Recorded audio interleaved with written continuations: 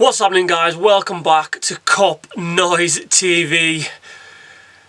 These games are coming thick and fast, and I think if any of you lot are like me, after the weekend we just had, I think we could all do without a game for a few days. But listen, we're in that stage of the season where games are just coming literally twice a week now, so we've just got to roll with it.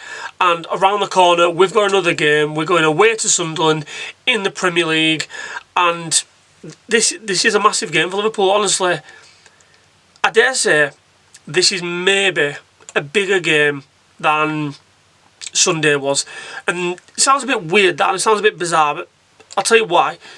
Because you can be forgiven if Liverpool lose to Man City, because Man City are a decent team. Man City are above us in the league.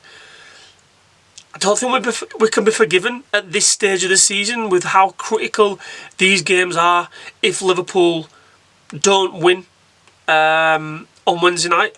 I think it's a must-win game for Liverpool. We'll get into the Liverpool side of stuff in a little bit, but in terms of Sunderland, they're currently sat 9th in the table, 3 points behind Liverpool. Now, that sounds embarrassing enough as it is, the fact that, and this is no disrespect to Sunderland, but Sunderland should not be within 3 points of Liverpool. They're a newly promoted team out of the Championship, and yeah, fair enough, they're doing alright, they're having a decent season. They shouldn't be anywhere near us, but unfortunately, we're having a shit season, and yeah, they are literally within touching distance of Liverpool. And as I said, this is a critical game for Liverpool. This is a really, really critical game because there's 3 teams in and around Liverpool. There's Brentford, who are above us. There's Sunderland and Everton, who are just below us, within 3 points of Liverpool. Now, that sounds fucking bizarre to even be saying that these are the teams that we're battling with, but ultimately this is where we are. This is the world that we live in as Liverpool Football Club at the moment, and we are battling with teams in and around that 6th, 7th spot against Sunderland, Brentford and Everton, of all clubs. And just going away from Sunderland ever so slightly, because I think it's important that we look at those teams' fixtures as well. So Everton have got a favourable home fixture this week against Bournemouth. Bournemouth, very much a yo-yo side, so Everton could do something there, given the fact they're at home. And Brentford have also got a home fixture, however, it is to the league leaders, Arsenal. So you would like to think that, although Brentford are having a fantastic season at the moment, you'd like to think that Brentford are potentially going to lose points, given the fact that they're playing Arsenal, who are the best team in the country at the moment. So Liverpool get a win against Sunderland, and you know, all of a sudden the picture starts looking a little bit better. But as I said, this to me is a must-win for Liverpool. Back to Sunderland. I think it's safe to say now that Sunderland's bubbles burst. I think when we played them earlier on in the season, the reverse fixture at Anfield, although they got a point out of us, you know, they were flying high. I think they were around about 4th or 5th in the league. They definitely bubbles burst a little bit now. They've kind of not fallen like a stone, if you like, but they're very much last couple of months they've dipped in form, given the fact that the turn of the year they've only won 2 of their 7 games. But one key thing to remember about Sunderland, and this is key because Liverpool are going to the Stadium of Light and Sunderland is still unbeaten, which is a decent.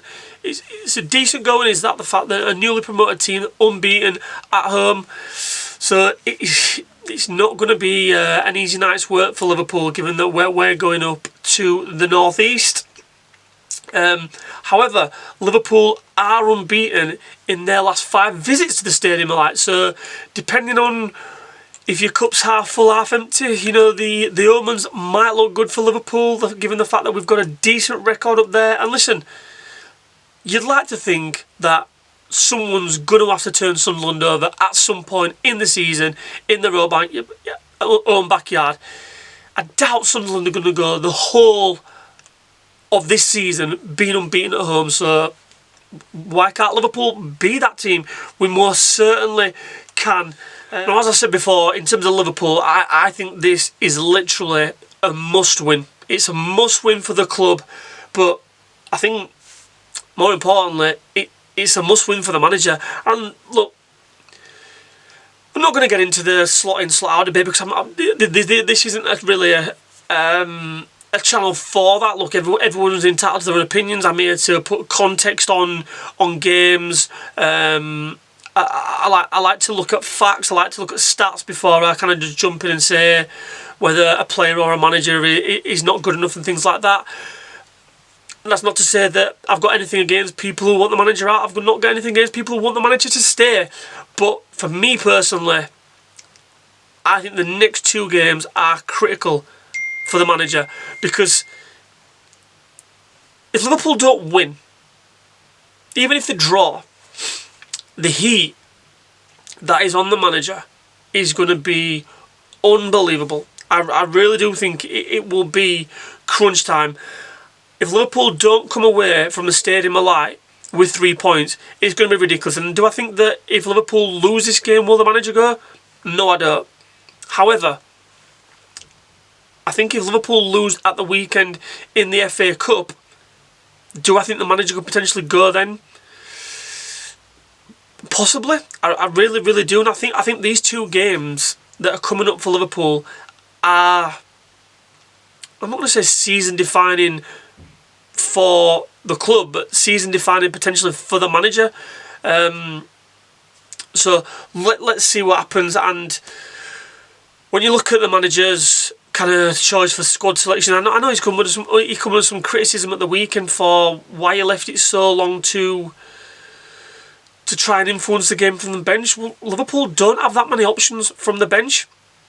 Liverpool do look tired towards the back end of games, but we don't have that many options off the bench at the moment, and we're going to have even more slim picking, shall we say, now the fact that Dominic Szoboszlai is injured. Dominic Szoboszlai has been standing in as right back, and the right back conundrum is taken a whole different turn for the worse, if you like, because I have no idea who Arne Slot is going to play there. I bet he's probably sat at home now. This is obviously doing this before his press conference. He probably didn't have a clue who he's going to play there. And I'll get into who I think he will play there in a bit. But we know that Szoboszlai's out. Bradley's out. I don't think Frimpong will be back. There's no signs. There's been no rumours that he's going to be back in training anytime soon. We heard Slot before the Arsenal game saying that Joe Gomez would be training on the Saturday, the day before the game, and he probably would be in contention to help the team. Well, Joe Gomez wasn't even in the squad on Sunday, so do I think the manager is going to risk an injury-prone Joe Gomez chucking him straight back in a game where we know it's going to be fierce, we know it's going to be frantic, the crowd are going to be up for it, given the fact that we are still champions? I think mathematically we are still champions, but yeah, Sunderland are going to be up for it, and I honestly don't know what the manager's going to do there. In terms of squad selection for Liverpool, as I say, it's getting bleak, and looking at what I think Arne Slot will do, I think he might shuffle the pack in a couple of areas, but ultimately he's going to go with Alisson Becker in goal. I think Kerkez will continue to play at left back. You're going to have Virgil van Dijk and Ibu Konate playing centre halves. Right back, I think he will go with Wataru Endo. I really do. I think we've seen him play that role recently. I can't remember who. Was it the Champions League against Karabakh? I think it was. Frimpong started, he got the injury, Endo came on and played in there, did alright, but I dare say that Sunderland are probably they're going to offer a bigger test than what Karabakh did. So I think Wataru Endo, given the fact that he's a defensive-minded player, he will play in there. In the midfield, I think Ryan Gravenberch plays, Curtis Jones will come in, and Alexis McAllister. I think Cody Gakpo might get dropped to the bench for this one. And I feel sorry for Gakpo because I think he's a little bit of a scapegoat at the moment with some fans. I don't think he actually plays that bad, but if he has a bad touch, a bad shot, if he doesn't get a goal or assist, fans just seem to be on him a lot, I've noticed, and I don't think it's warranted as much as what he's getting it. But I think on this occasion, I think he will Gakpo will get dropped to the bench for this game. I think Wirtz will potentially play a more higher up role than the in the middle of the park where he were operating against City. Hugo Ekitike will play up front, and I think Mohamed Salah will keep his place on the right hand side. And I've got to say, he needs to start producing, Mohamed Salah, because rewind back to before he went to AFCON, he was dropped from the team. He was dropped to the bench, and obviously he had that outburst, if you like, in the mix zone where he came out and he had a few choice words to say about the club and about the manager. Well, he went to AFCON. He had a pretty good tournament. I think he scored in pretty much every game for Egypt, or near enough, 1-in-1. He's come back for Liverpool, and his form has just pretty much carried on before he went to AFCON. For whatever reason, I don't know. I don't know whether he's obviously feeling the pressure of the numbers that he did last season, whether he's just basically going through a bit of a sticky patch, whether he's got stuff going on off the pitch. Who knows? I know that I think I've read on social media, I don't know if it's true or not, because you never know what to believe on the internet these days, but his grandfather's passed this week, so you know, there could be stuff going on off field that us as fans, as supporters, we're not privy to. We don't know what's going on behind closed doors, but I do think that Mo Salah will, even though he's obviously had some tragic news this week, I think Mo Salah is the type of character where he will want to get on the pitch. He will want to put his focus into football, because I see him as a professional. He's driven like that. He's driven by goals, assists, success. So I think Salah will play, and as I say, it's time that he stepped up now. Mo Salah is he is one of the senior players, the senior kind of members of Liverpool's team, of the squad, and he needs to start producing performances where other players will wanna follow.